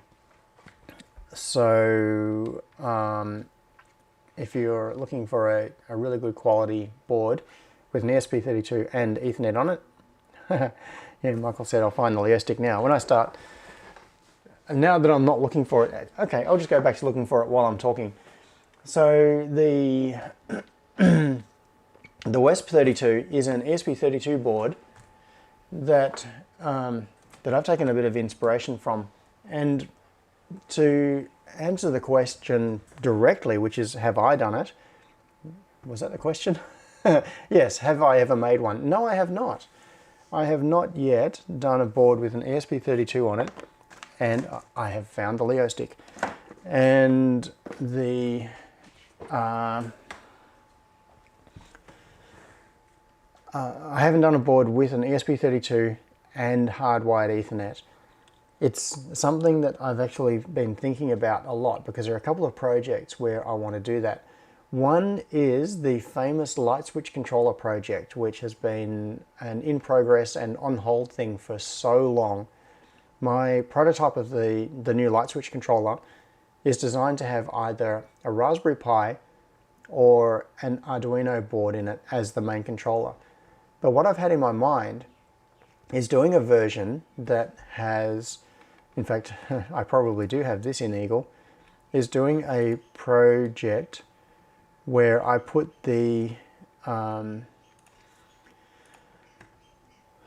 I put an ESP32 directly on the board that has all of the RJ45 sockets on it and have an Ethernet interface on it. And that way it would be like the simplest possible light switch controller, but it would have Wi-Fi and hardwired Ethernet. And I've even gone as far as kind of partly laying some stuff out on a PCB.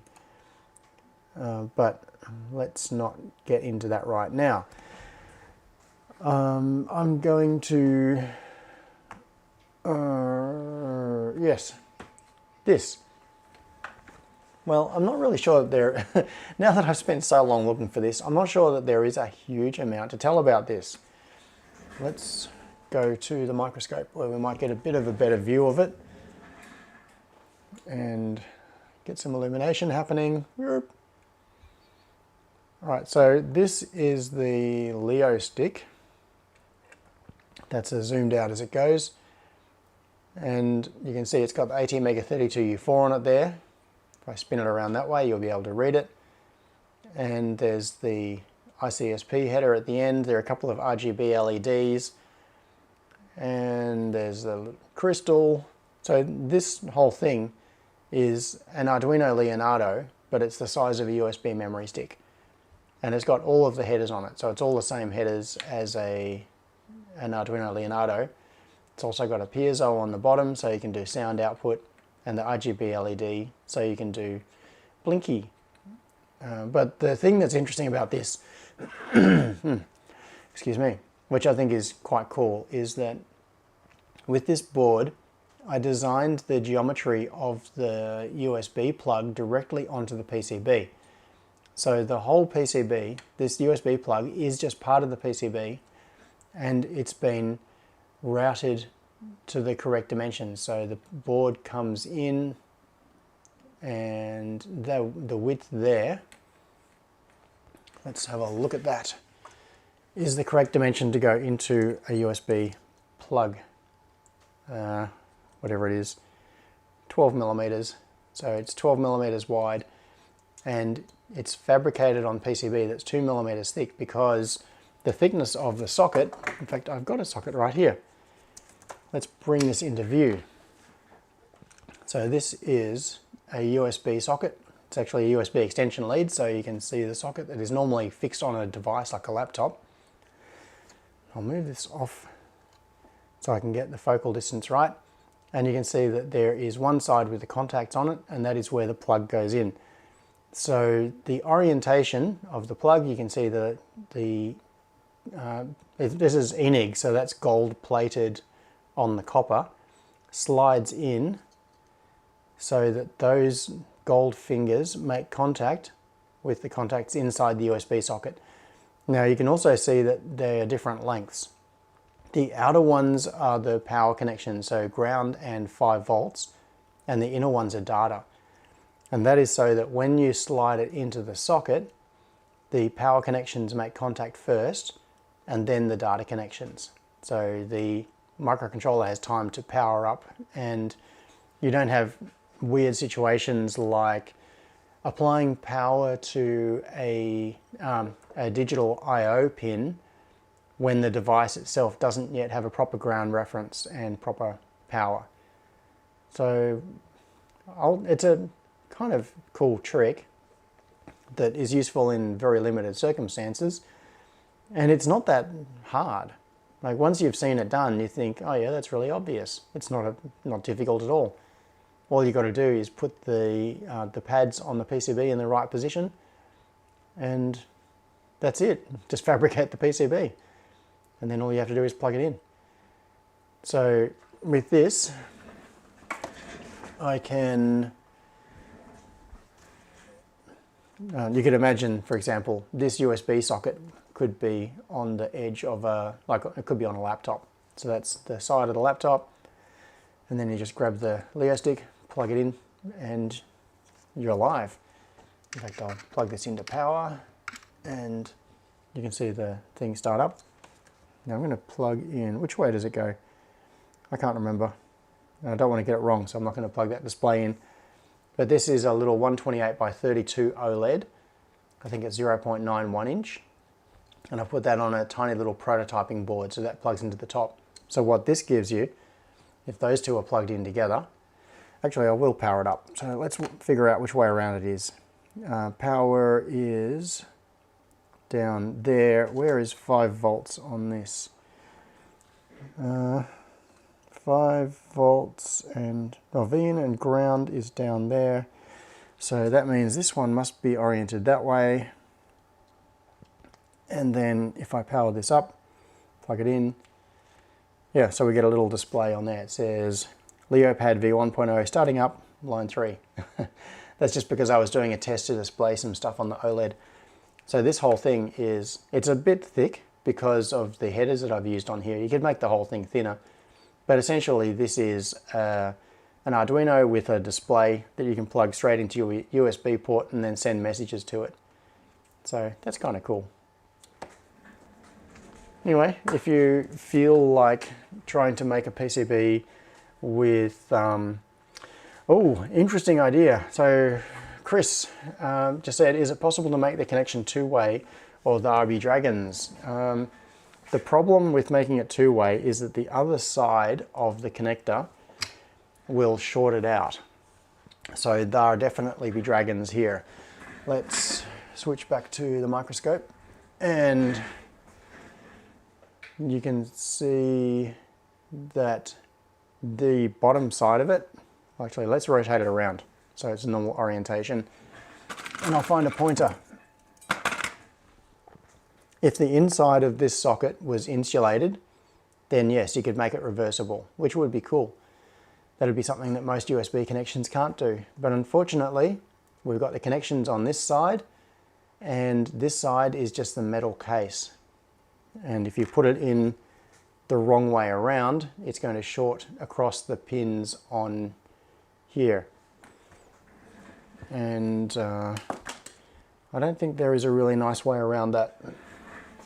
There might be some jiggery pokery that you could do to have the pins on both sides isolated from each other and then have selection on the power connection. But yeah, that would take a bit of work. It's not as simple, unfortunately, as just taking the footprint and mirroring it on the two sides of the PCB. All right. Well, I am going to call it a day and get myself a drink because I need it. Oh, just finishing off from that. So a couple of questions in relation to USB. So Pancake Legend said, I was going to ask about how durable the USB connector solution is. I guess you've used that one on screen frequently for years now. Yeah, I haven't unplugged it and plugged it in many ways, or many times. And I've got Leo sticks that I have used for a while. They do seem to last reasonably well. It's going to come down to the quality of the PCB fabrication. So the actual gold plating that it's done on this is an ENIG finish, varies dramatically depending on the bare PCB factory that you go to. Some of them just give it the barest sniff of a smell of gold, and some of them do a reasonably good quality finish on the gold. So on this one, you can see that there is some wearing. If I get the light at the right angle, you can see a little bit of abrasion here where the contacts from the USB socket have been scraping up and down on these contacts. But it's still not bad. I mean, this particular Leo stick is probably, I don't know, 7 or 8 years old, and it's been plugged in and out a few times. It seems to be okay. Probably not as durable as a proper USB connector, but certainly functional for most things. It would be as, okay, put it this way, it's probably just as good as your average USB memory stick. So it's not the sort of thing that you plug and unplug many dozens of times a day for years on end, but you know, it's enough for occasional use. Oh, and as Station 240 pointed out, you can get thicker Enig plating as an option. Yeah, so depending on the PCB fab that you go to, you can pay extra and they will put thicker gold plating on the PCB. So, alrighty.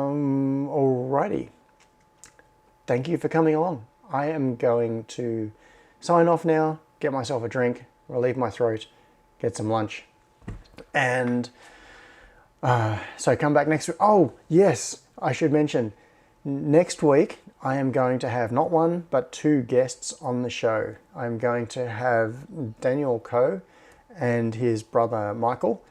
So Daniel and Michael live in Canada, and Daniel has Duchenne muscular dystrophy, which is the same genetic disease that Chris has. And Michael, his brother, is an engineer. I think he's an engineering student in Canada, and the two of them have worked on a few interesting projects in relation to assistive technology, specifically with using machine learning and hacking Daniel's wheelchair. And so I'm really interested to see some of the things that they've been doing. So over the space of, how long has it been? A year, about a year I think now. We've been chatting about different things that we've been working on and wheelchair hacking and those sorts of things. So I'm going to have them on the show next Sunday.